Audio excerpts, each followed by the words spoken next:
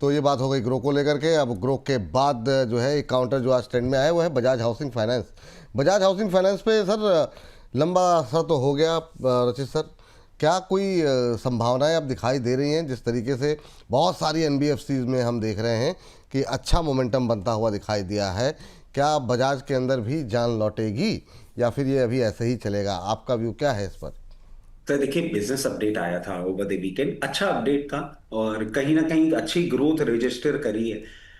But ये game changing नहीं है सर। ये जिस तरीके से अभी मूवमेंट कर रहा है, हो सकता है आपको 102 104 रुपए तक का भी एक बार मोमेंटम करता हुआ दिखा दे। लेकिन बट रचित सर, एक चीज़ मेरा मतलब बीच, सॉरी आपको बीच में रोक रहा हूँ, लेकिन मेरा सवाल ये, जब ये आया था सबको लग रहा था ये गेम चेंजर है, बजाज ग्रुप की कंपनी है और ये हाउसिंग फाइनेंस तो अब अगली थीम है, लोग घर खरीदेंगे, बहुत सारी बातें कही गई और बहुत अच्छे अच्छे फंडामेंटल एनालिस्ट की तरफ से कही गई।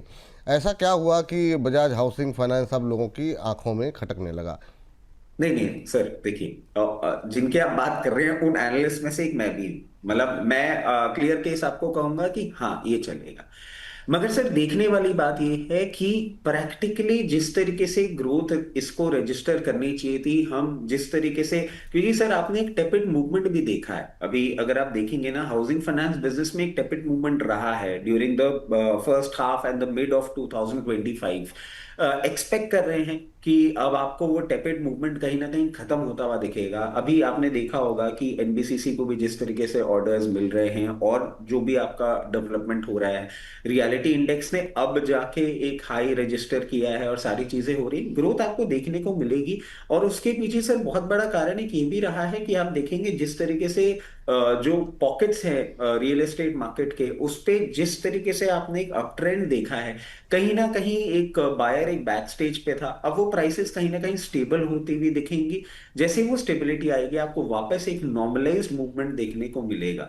तो मैं समझता हूँ बजाज हाउसिंग फाइनेंस कंपनी अभी भी अच्छी है, सारी चीजें इन प्लेस हैं। और जो हम बिजनेस अपडेट की बात कर रहे हैं sir, last year same time they had around 12,571 crore of disbursement, जो कि अभी 16,535 हुए। बट इससे ज्यादा हम एक्सपेक्ट कर रहे थे। अगर हम एयूएम भी देखेंगे तो ग्रोथ जरूर आई है, बट जो हम रिलेटिवली एक्सपेक्ट कर रहे थे उससे कम है, इन द सेंस कि हम बहुत ज्यादा एक्सपेक्ट कर रहे थे रियल एस्टेट मार्केट से। और आपकी मेरी एक बार बात भी हुई थी personally starting of the year कि सर मैं एक्सपेक्ट कर रहा हूँ रियल एस्टेट में ये सारी चीजें होंगी, बट उस तरीके से वो फ्रेम काम नहीं कर पाया। हम एक्सपेक्ट कर रहे हैं 2026 में जब प्राइसेस थोड़ी सी स्टेबल हो जाएंगी, आपको फिर एक अपमूव आता हुआ दिखेगा। अभी भी नंबर्स अच्छे हैं, खराब नहीं है, बट एज पर एक्सपेक्टेशंस अभी भी चीजें थोड़ी सी टेपेड है। इसीलिए ये चीज आपको स्टॉक प्राइस में भी होती हुई दिखेगी। 102 104 रुपए तक ये मूव आपको जरूर करता हुआ दिखा सकता है, बट ब्रेकआउट, टर्न अराउंड, ये सब चीजें जो है वो अभी नहीं दिखती। हो सकता है हमें एक दो क्वार्टर और ऐसे ही ग्रोथ मोमेंटम दिखे, उसके बाद आपको कहीं ना कहीं जस्टिफाइड मूवमेंट आता हुआ दिखेगा। और मैं समझता हूँ वो मूवमेंट आपको आता हुआ दिखेगा जब ये बहुत कंफर्टेबली 112 रुपए के ऊपर सस्टेन करने लग जाएगा। ठीक। फिर जो मूवमेंट हम एक्सपेक्ट कर रहे हैं वो आपको देखने को मिलेगा, अभी नहीं। चलिए ठीक है। ये बात हो गई बजाज हाउसिंग फाइनेंस को लेकर के। आखिरी के दो काउंटर डिस्कस कर लेते हैं।